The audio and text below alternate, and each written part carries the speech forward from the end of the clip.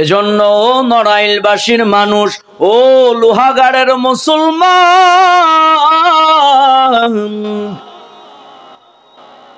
আল্লাহর ইবাদত, আল্লাহর ইবাদত।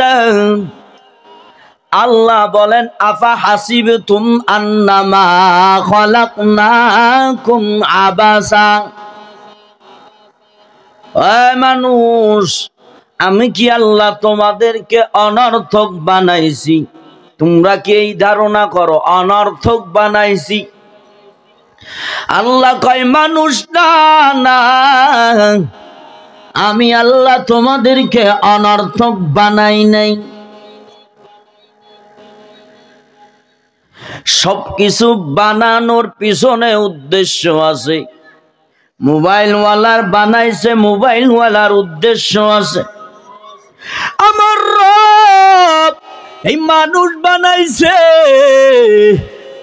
মানুষ বানানোর ক্ষেত্রে আল্লাহর উদ্দেশ্য আছে। আল্লাহ বলেন গোলাম, আমার তেলাওয়াত কিরোর আয়াতে, দ্বিতীয় আয়াতে আল্লাহ বলেন ওমা খালাকতুল জিন্না ওয়াল ইনসা ইল্লা লিয়াবুদুন মা উরিদু মিনহুম মির রিজকিহু ওয়া মা উরিদু আন ইউতঈমুন।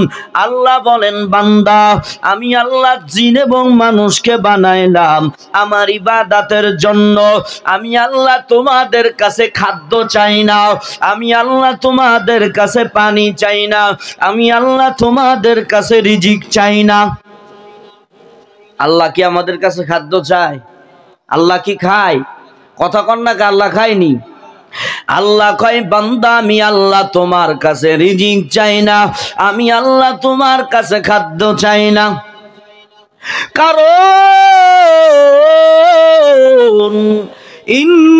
ইন্নাল্লাহা হুয়ার রাজ্জাকু যুল কুওয়াতিল মাতিন।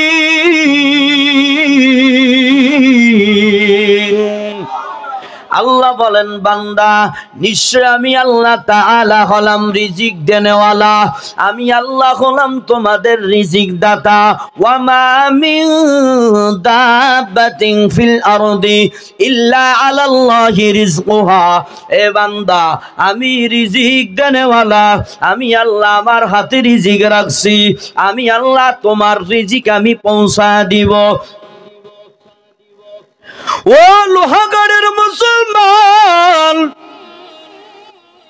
মানুষের তো চাকরি আছে, মানুষের তো জমি আছে, মানুষের তো চাষবাস করে, মানুষ তো ভ্যান চালক, মানুষ তো চাকরি বাকরি করে, কিন্তু দুনিয়ার দিকে তাকায়া দেখো, একটা পাখি কইখানা পায়? পাখির তো কোনো ব্যাংক ব্যালেন্স নাই, পাখির তো কোনো জমিন নাই, পাখির তো কোনো চাকরি নাই। আছে? কথা কয় না, আসেনি? শুধু পাখি নি, বাঘ ভাল্লুক কত জীব জন্তু আছে, ওদের তো কোনো চাকরি নাই, ওদের তো কোনো ব্যাংক ব্যালেন্স নাই, ওদের তো কোনো ভ্যান চালক নাই, ওরা তো কিছুই করে না। আমার মালিকরা বিশ্বাস করিয়া পাখি সকালবেলা উড়াল দেয়, উড়ে উড়ে উড়ে উড়ে নিজেও খাবার খেয়ে পেট ভরে, বাচ্চার জন্য খাবার নিয়ে বাসায় যে বাচ্চাকে খায়, চিল্লা বলেন এই রিজিক দাতাকে। হাত উঁচু করে বলেন না কে? তাহলে সুদের দিকে তো উড়ান কে? ঘুষের দিকে তো উড়ান কেন? ও ভালো খাওয়া যাবে, পেট ভুড়ি হবে সুদ খাইলে, তাই না? ওই কবরে যান, ওই সুদ সাপ হইয়া পেটে ধ্বংসন করতে থাকে। এ দুনিয়া যাসি কাল নাই, ঠিক নেই? এ দুনিয়া ছেড়ে চলে যাব একদিন, মায়ারি বাঁধন ভেঙে যাবে একদিন, এ দুনিয়া ছেড়ে চলে যাব একদিন। মায়ারি বাঁধন ভেঙে যাবে একদিন, আসবো না আমি আর ভুবনে কোনদিন, আসবো না আমি আর ভুবনে কোনদিন, দুনিয়া ছেড়ে চলে যাব একদিন। মায়ারি বাঁধন ভেঙে যাবে একদিন, এ দুনিয়া ছেড়ে চলে যাব একদিন। মায়ারি বাঁধন ভেঙে যাবে একদিন, ঠিক কিনা?